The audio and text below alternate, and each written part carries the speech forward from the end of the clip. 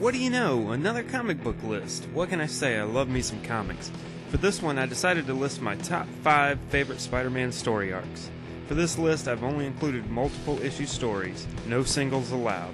So, no And Death Shall Come, Amazing Fantasy 15, or The Kid Who Collects Spider-Man. There's also a lot of really good ones that's going to be left off this list. There will be some of the supposed great story arcs left out as well. Which, once again, it's why it's a favorite list and not a best. See, that's how I cover myself. These are the ones that I immediately think of when I think of Spider-Man. One word of warning, there will be massive spoilers. Number 5, Cosmic Spider-Man. This little story was part of a much larger crossover that affected a good chunk of the Marvel Universe. Thor baddie Loki devised a plan to have several of the Marvel villains switch heroes. Basically, he figured if they attacked heroes who were less familiar with them, they'd stand a greater chance of defeating them. The same fights over and over had grown predictable, and that's why Loki thought the villains always lost. So, with the stage set, the Trapster attacks Spider-Man and actually beats him. Then, Spider-Man ends up with powers he can't quite explain.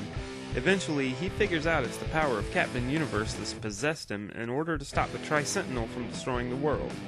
Now, what makes the story arc so cool? It harkens back to the origin of Spider-Man, where he suddenly develops powers that he has to learn how to control. He fights the Trapster, Titania, Magneto, the Brothers Grimm, Goliath, Hulk, Tess-1, Dragon Man, and the Tri-Sentinel. Features some of my favorite Spidey artists, Todd McFarlane, Eric Larson, and Sal Buscema. In the fight with the Hulk, he pulls his best Ralph Kramden impression and punches him into space. And tell me that ain't awesome. He becomes the most powerful hero in the Marvel Universe, and frankly, what's not to love about that? Number 4, Marvel Civil War. This was a huge event in the Marvel Universe. Pretty much everyone was involved.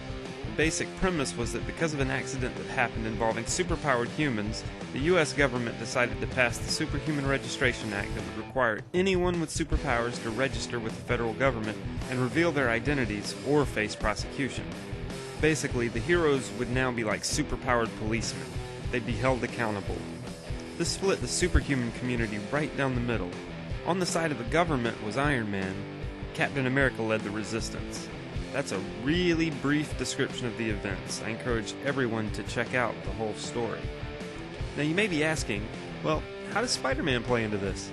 Apart from Cap and Iron Man, Spider-Man was arguably the most important hero involved. Because of his attachment to Stark, he joins up on the pro-registration side.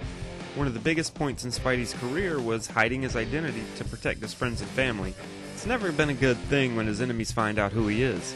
So for Spider-Man to reveal his identity to the world was seen as a huge push for their side of the argument.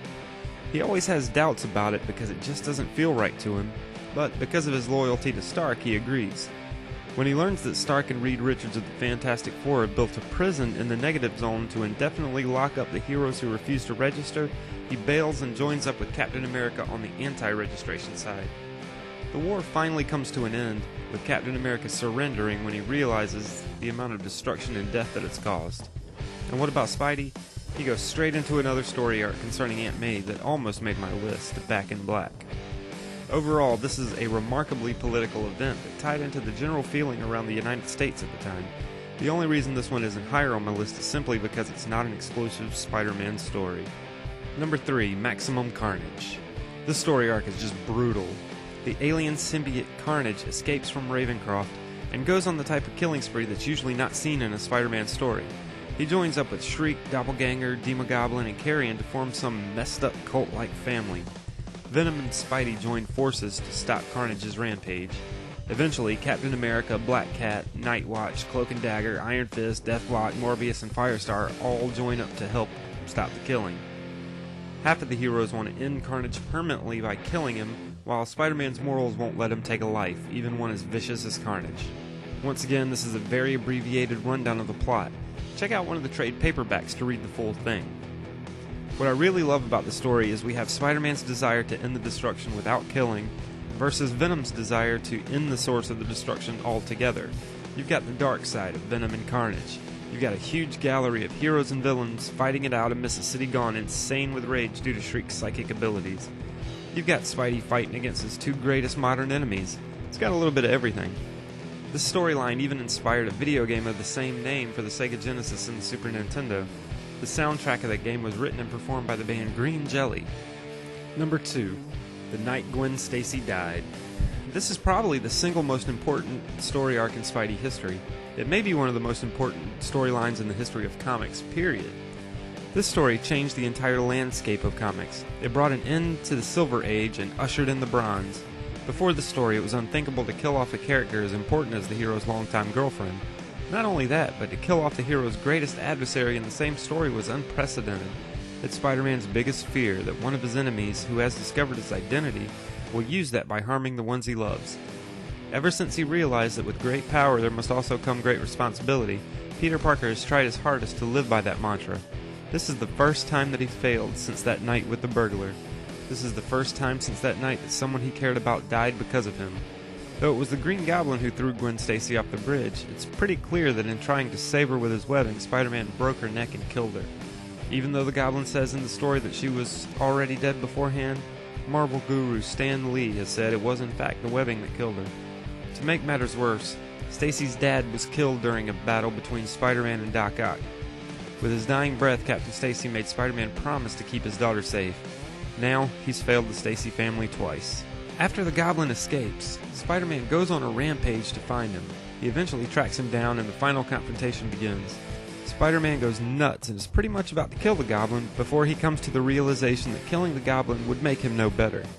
In that brief moment, the Goblin directs his glider to slam into Spider-Man. Of course, you know the old trusty spider sense tingled and he jumped out of the way just in time for the glider to impale the Goblin. If you've seen Sam Raimi's first Spider-Man movie, they recreate this scene in the climactic final battle. So, what story arc could I prefer over one of the most important story arcs ever? Well, it's a little story called The Death of Jean DeWolf. This is the story where Spider-Man loses it completely. When his friend from the police force is gunned down in her home by a maniac called the Sin Eater, Spidey takes it upon himself to track him down with the help of the detective in charge of the case, Stan Carter. With the Sin Eater's body count rising, Spider-Man finally finds him and the battle begins. Sin Eater is shooting at Spider-Man when he dodges the blast, only to realize that the crowd of people behind him have been hit. Fearing that his Aunt May was among the casualties, he ends up abandoning the fight in order to find her. Of course, Sin Eater gets away. After someone turns themselves in as being the Sin Eater, Daredevil, who plays a big part in the story, notices that the Confessor's heartbeat is different than the real Sin Eater.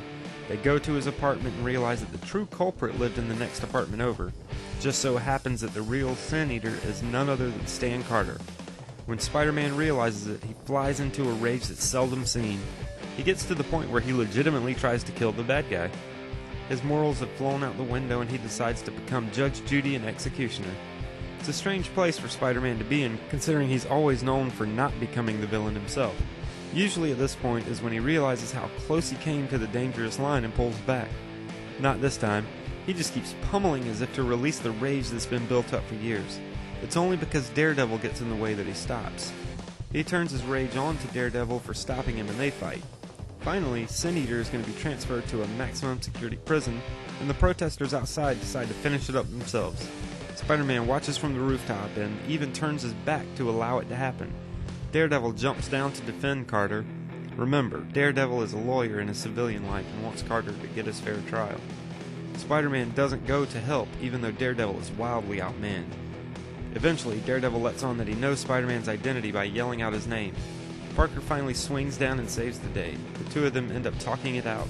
This story is easily my favorite in all of Spider-Man's unending catalog. You never see him lose control quite like he did during this one. If not for the intervention of Daredevil, Peter Parker would have crossed the line that he swore he never would. It also advances the relationship between Daredevil and Spider-Man to where Daredevil ends up revealing his identity. There's also a subplot of violence against the elderly and self-defense that's quite explosive. The story arc also serves as a backstory for one of Spider-Man's deadliest villains, Venom. In Amazing Spider-Man number 300, it's revealed that while doing a piece on the Sin Eater, Eddie Brock runs with the story of the guy that's confessed. When it was revealed that Carter was in fact the Sin Eater, Brock was fired from his job as a reporter and his wife left him. He blamed Spider-Man for this.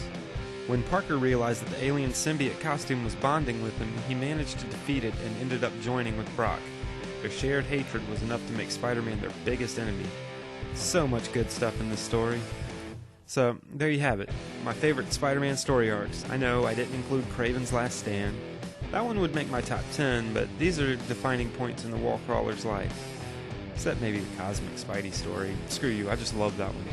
What's your favorite Spider-Man story arc? How much do you hate my picks? Be sure to comment below, and as always, don't forget to like and subscribe and share and all that good stuff. And check out more of my videos for more comic book goodness.